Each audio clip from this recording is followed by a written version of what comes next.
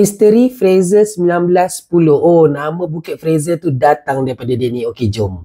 Filem ni mengisahkan tentang Josiah Hogan yang membawakan watak Mr. Fraser, yang mana dia adalah pelombo biji timah yang datang daripada Scotland. Mr. Fraser ni adalah orang yang bertanggungjawab membangunkan Bukit Fraser tu sendiri. Dia ada seorang pembantu bernama Hasan, yang mana Hasan ni adalah orang tempatan. Kisah bermula apabila Mr. Fraser ni secara misterinya telah hilang. Yang peliknya, dia langsung tak dapat dikesan dan tiada siapa-siapa dengar tentang Mr. Fraser sejak hari itu. So secara tak langsung, Hasan ni adalah orang yang bertanggungjawab untuk mengambil alih semua urusan perniagaan, dan dia dan familinya berpindah ke tempat tinggal Mr. Fraser tu.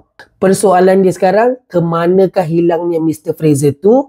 Apakah sebenarnya yang berlaku? Kalau korang nak ungkai persoalan tu, korang boleh tonton Misteri Fraser 1910 ni bermula 26 Jun dekat semua pawagam berdekatan dengan korang. Korang rasa filem ni ada tak plot twist dekat hujung tu? Kalau korang rasa ada, korang letak korang komen. Sebab selalunya filem yang ada plot twist tu, selalunya filem tu lah yang memang sedap. Bye.